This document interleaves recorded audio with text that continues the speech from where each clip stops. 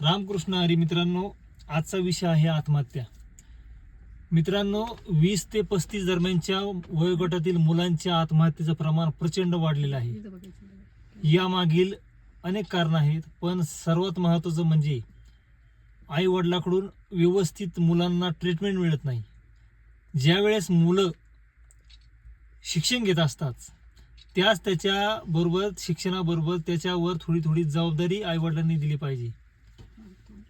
आणि जर ती जबाबदारी दिली नाही तर ह्या आत्महत्येसारखे प्रकरणं वाढायला वेळ लागत नाही.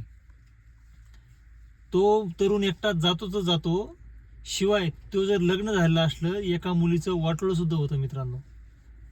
त्यामुळं काही गोष्टी आहेत ह्या कमी वयातच तरुणांनी, मुलांनी आणि त्यांच्या पालकांनी ज्यावेळेस मुलगा शाळेत शिक्षण घेत असतो त्याला 10वी 12वी झाल्यानंतर त्याला व्यवस्थित गाईडलाईन भेटली पाहिजे. त्याला व्यवस्थित जबाबदारी, भविष्याचं त्याचं नियोजन तेव्हापासूनच झालं पाहिजे.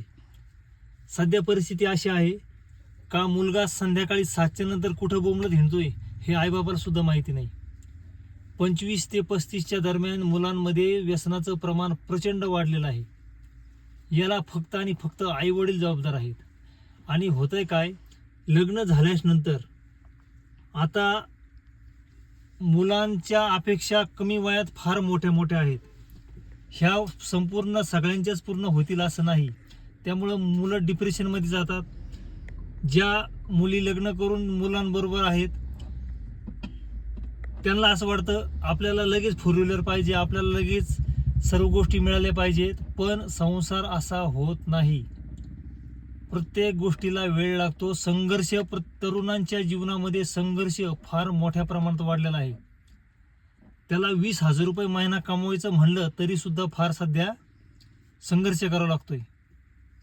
त्याच्यामुळं घरात हे एकदम शांततेचं वातावरण राहण्यासाठी सर्वात महत्त्वाचं म्हणजे मुलींनी आणि महिलांनी पुढाकार घेऊन शांत वातावरण ठेवलं पाहिजे घरात. तरच येणारी पिढी शांततेत आयुष्य जगणार आणि आयुष्य त्यांना चांगलं लाभल.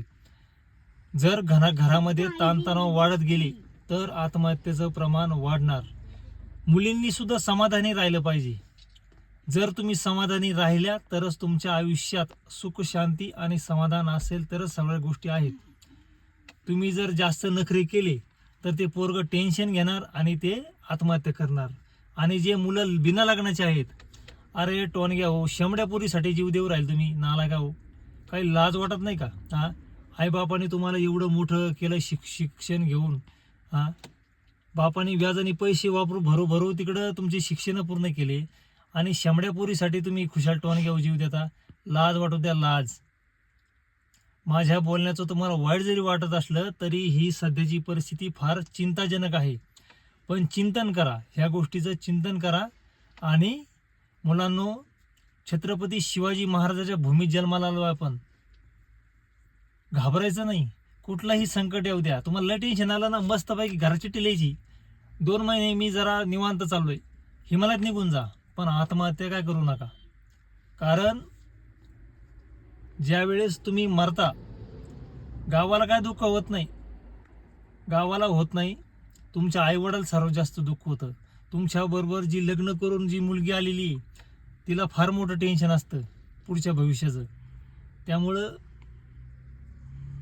मुलांनी आणि मुलींनी हा मेसेज दोघांसाठी आहे. याच्यावर विचार करा.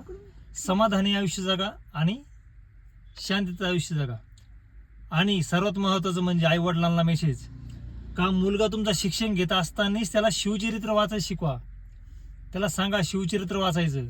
कारण छत्रपती शिवाजी महाराजांचे विचार, संस्कार असे आहेत का जो माणूस जीवनात कधी शिवचरित्र वाचतो तो कधीच आत्महत्या करत नाही. हा माझा अनुभव आहे.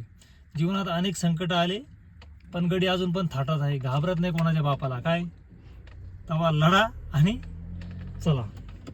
रामकृष्ण हरी.